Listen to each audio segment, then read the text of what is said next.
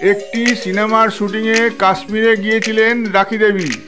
সেই সিনেমায় সুচিত্রা সেন প্রধান চরিত্রে অভিনয় করেছিলেন। রাখি দেবী অবশ্য এই সিনেমায় অভিনয় করার জন্য যাননি, গিয়েছিলেন পরিচালকের অনুরোধে।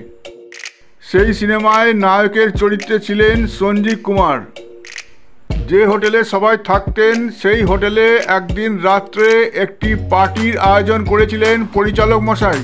সেই পার্টিতে সঞ্জীব বাবু একটু বেশি মদ্যপান করে ফেলেছিলেন। এই পার্টিতে সুচিত্রা সেনকে খুবই গ্ল্যামারাস লাগছিল। এসব দেখে সঞ্জীব কুমার মাথার ব্যালেন্স হারিয়ে ফেলে সুচিত্রা দেবীর হাত ধরে টেনেছিলেন। এটা পরিচালক মশাই দেখেছিলেন।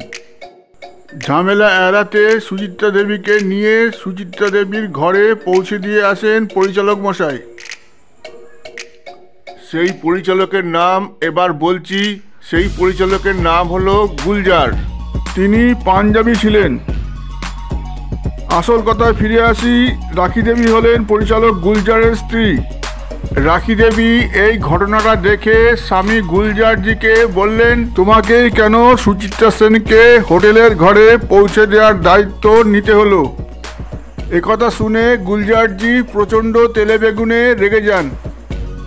রেগে গিয়ে গুলজারজি রাখি দেবীকে প্রচণ্ড মারধর করেন। স্বামীর কাছে মার খেয়ে রাখি দেবী হোটেল ছেড়ে ওই রাত্রেই চলে যান।